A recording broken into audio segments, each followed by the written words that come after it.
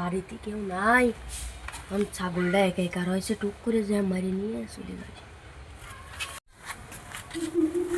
বাড়িতে কেউ নাই, ছাগলটা একা একা রয়েছে, টুক করে যে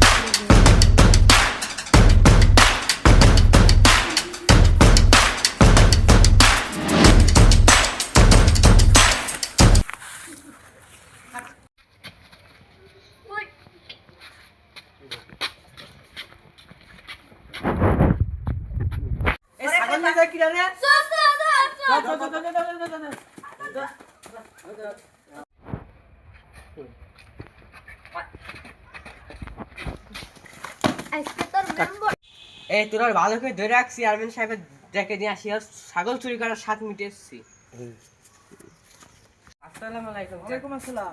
ওই চোর ধরা আছে, চোরের মীমাংসাটা করে দেন, বিচারটা করে দেন। চলেন। চেয়ারম্যান সাহেব বসেন। আচ্ছা ঠিক। এই যে চেয়ারম্যান সাহেব, এই চোর এই ছাগলটা চুরি করতে গেছিল, আমরা হাতে নাতে ধরেছি চেয়ারম্যান সাহেব। এখন আপনারা তুমি কি ছাগল চুরি করেছো?